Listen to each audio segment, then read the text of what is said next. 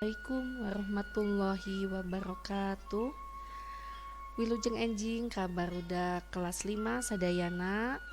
Mudah-mudahan dinten ayeuna sadayana hidup dipaparin kasehatan sareng tetap semangat kanggo ngiringan diajar dinten ieu khususna dina mata pelajaran basa Sunda anu baris ku ibu didugikeun. Dinten ieu ibu bade neraskeun dina bab genep nyaeta ngeunaan miara lingkungan.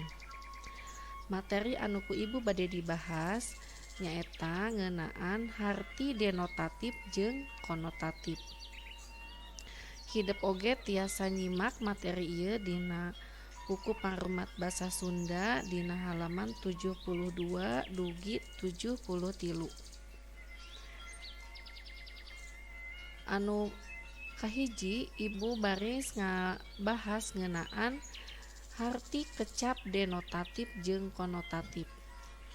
Naon anu disebat kecap denotatif? Kecap-kecap denotatif ieu atanapi kecap konotatif biasana aya dina sajak anu minggon kamari parantos ku urang dibahas. Tah, kecap denotatif teh nyaeta kecap anu langsung atawa sabenerna nuduhkeun barang. Di dieu ibu gaduh contona nyaeta kecap bentang.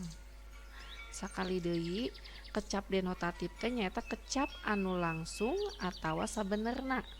Janten ieu ngandung harti anu sabenerna atawa saujratna. Di dieu ibu gaduh contoh kecapna nyaeta kecap bentang. Kalimahna nyaeta manehna neuteup bentang di langit. Kunaon disebat kecap nu sabenerna atanapi denotatif? Kusabab ieu dilakukeun. Biasana ieu dilakukeunna ku jalma nya. Anu sok biasana neuteup bentang biasana jalma.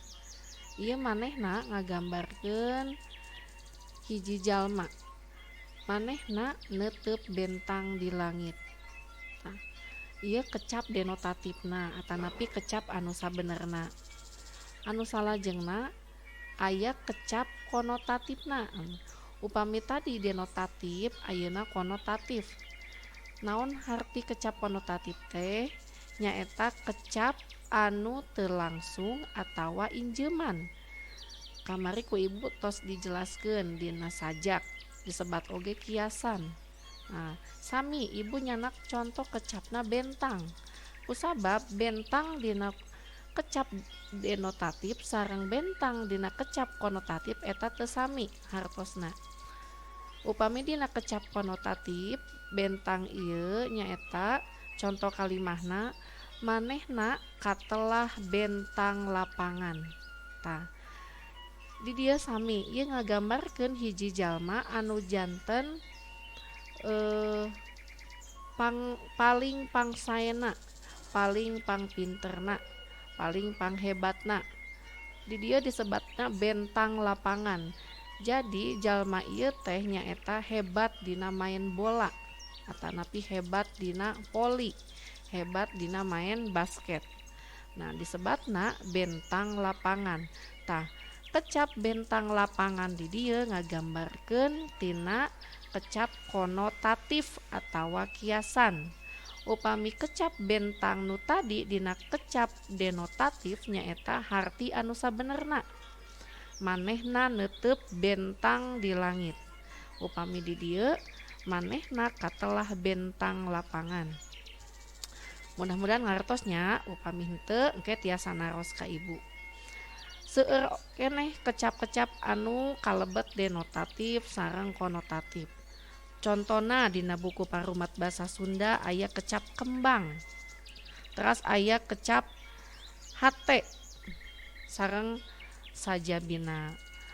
Supados langkung jelas, mangga ku hidep dibaca deui, ditelaah deui, diregepkeun tinggal contoh kalimahna supados paham mana anu disebat kecap denotatif sareng mana anu disebat kecap konotatif. Kanggo materi ngeunaan Harti denotatif sareng konotatif ku ibu dicekapkeun dugi ka dieu. Hatur nuhun kana peratosana. Assalamualaikum warahmatullahi wabarakatuh.